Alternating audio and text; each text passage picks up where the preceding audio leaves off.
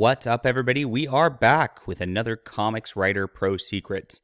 It's been a while since we've done one of these, but I'm going to answer a question I get a lot, which is what do you look for in a comic artist? And I'm specifically going to answer one subset of that because I look for a couple of things. One, I look for dynamic, flowing figures that don't look like they're stiff and lifeless. Because that always adds a nice air of fun and a little bit of realistic movement to the comics. And when you get too stiff of things, it's very boring to look at visually. But number two, I look for pretty women. And they have to draw them pretty.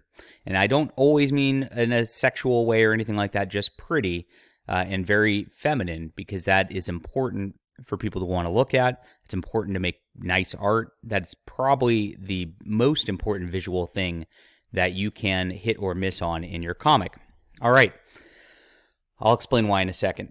All right. My name is John Delarose, and I am a #1 best-selling author and an award-winning comic creator. For the next couple days, I have A High School Girl in the Crusades, still available now. Please back it today. We've got wonderful stuff in here. We've got, of course, our awesome female-led Reiko Fukuhara in this book, who's the high school girl who goes to the Crusades. I've also got my Deus Vult, which is a strong male lead type of book, but it's got beautiful women drawn in it. And so you can check out those artists and see how they did things in those. Would appreciate that. Got that link in the description down below. And, of course, my Amazon, my Patreon, my newsletter, all the things that you can check things out. If you appreciate my thoughts on comics, you'll probably like my comic books. Okay, so the reason women are important is because people like to look at women. I mean, this is just a real honest assessment right here. I've done A/B testing on different things, and when I have a cover that just has a dude on it, my books sell way less. If I have a cover that has a woman on it, my books sell way more. It's that simple. And there's a reason for that, because people, again, want to look at pretty women. So the interiors are just as important for that, because, of course, the cover is a big sales point. But once you get into the interior and all that, if you don't really have something visually appealing, people really won't come back for the next one once they buy it. So it's always my goal to make sure I retain customers, make sure I retain audience. And so when I look for a comic artist, one of the first things I look for is, do they draw a pretty woman, and will they maintain a pretty woman?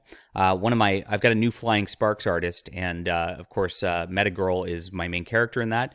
And most of my comments towards my artists, I'm usually pretty free with allowing them to express themselves, because I believe in letting my artists have fun and let them, I don't want to overbear them with stuff unless there's something drastically wrong with the panel, of course.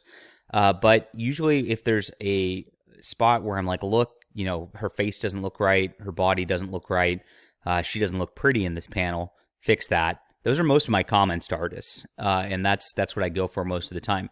So I'm going to give some examples of just like bad female art, and then, of course, female art that I like, and try to describe that for you, just so you can kind of get a feel for what to look for. As you can tell with my High School Girl in the Crusades, this is not a sexualized drawing or anything like that.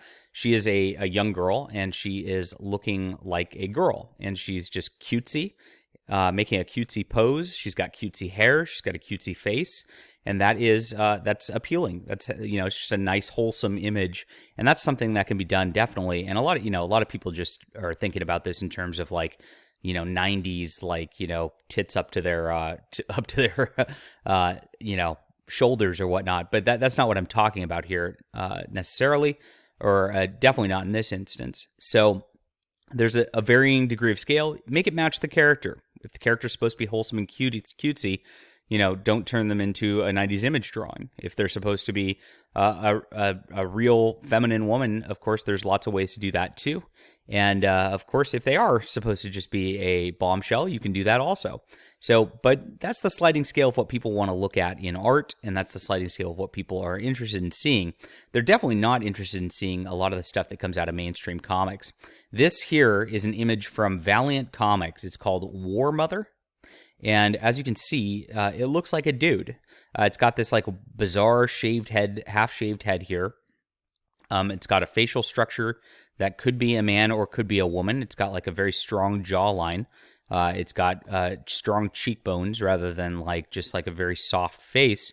And the only differentiation where it actually looks a little bit womanly is the eyes. And so the eyes were all right. This is kind of weird. And if you look at the body, yeah, it's got a little rack right there, but beyond that, this is a very flat toned thing where this could be a boy. I mean, if you looked at it from this and didn't have that little shelf there, you wouldn't be able to tell if this was a male drawing or a female drawing by looking at it. The pose is very masculine with the way that she's standing. The pants are very masculine looking and really, give this like formless leg definition. You don't really have a lot of hips. Like they do a little bit right here, but not really enough to make this a feminine drawing. And so this is ugly to look at, and people don't like it. And you could, of course, can get another example of this, very similar. You see a very almost chiseled jawline in Captain Marvel here. And this is, of course, Carol Danvers, or Carol Manvers, as she was nicknamed by the internet, because, again, people just didn't like the looks of this. It was not a pretty thing. The hair looks like, could be on the Human Torch or Iceman.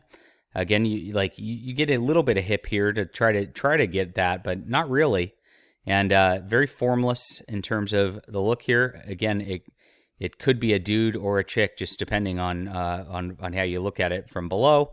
And of course, if you cut it off the other way, it could easily be a dude with this face. So this is just something bad. And of course, everyone's favorite, the canceled book, Snowflake and Safe Space.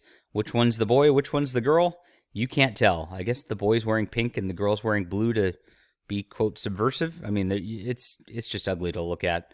And they both kind of have the same crotch protrusion. That's interesting. Okay, we're not going to get too deep into that, but you could see exactly why these are very ugly drawings right here. So it's all about form. It's all about just a softness. It's about like defined hips, defined bust, a very soft face. You want like more of a oval-like face than a chiseled jaw like the whatchamacallit from Captain Marvel. And here's some great examples. I like Sia Ohm draws a wonderful woman here. And, it's often women can draw women pretty well in this regard. This is a pretty realistic looking drawing. She's got that like sketch look to it. But you can see like very soft facial features. There's not a lot of definition and not too many lines within the face here. So you just like leave that kind of like cheek open. Very thin neck helps with that also. And even though this is just a neck up picture, you can tell there's a very feminine woman. And it draws you to the eyes in like a very beautiful way. Beautiful lips right here. Everything about this is just fantastically gorgeous. And this is a great example of something like that. Now on the other scale, I mentioned like the bombshell look or whatnot. That's what J. Scott Campbell does. And you can see that here. Even though he drew them a little too thin for my liking, this is his Mary Jane and Black Cat. And you can see there's just like very defined hips there. I don't know why this keeps going back to the black and white image. Very defined hip line. Their poses are very feminine looking, in just in the way that they're doing things. They've got that like, hey, come and get us look to them, which is a little on the sexy side, but it's nice. Very defined breasts, very defined hips, very defined thighs, and that is a wonderful example right there of a good-looking female drawing. All right, my favorite artist is Terry Moore, and even though he really doesn't like push the bombshell image. This is a very like sexy, realistic looking woman here in Rachel as she's drawn. You can see just like the article of clothing just barely slipping down her shoulder adds a little sexy look to it. She is definitely not wearing a bra, so she looks like she's not wearing a bra as a normal woman there. And you could see just like very soft lines, soft details. There's not a ton of like extra muscular definition on her arms or anything like that. She has a little thicker of a neck, probably than you would see on the one that I was praising before right here. But this is a more, again, like just representation of just like a girl you might actually see in real life right here. You see, he always does this like a little cutesy thing with the nose, with the little shading right there. Pretty eyes, pretty lips, and of course a very ovally face here, right here. Very nice stuff. I might actually, this is a sketch that's up for sale. I might actually buy this one. I like it a lot. And then, of course, there's my next book, Overmind, which is going to be coming out soon. And this is drawn by Miss Sashi. And this is going to be my variant cover for that book. And as you can see, a very soft figure again with like very round elements all the way around, from her hips and all that to her bust to her face, and that just creates a very nice, soft, feminine look. This is like the in between. She's very busty and, like, of course, has this very nice pose to where she looks a little sexy, but at the same time, she's like not like overly so. So it's like in that middle spot in terms of doing that.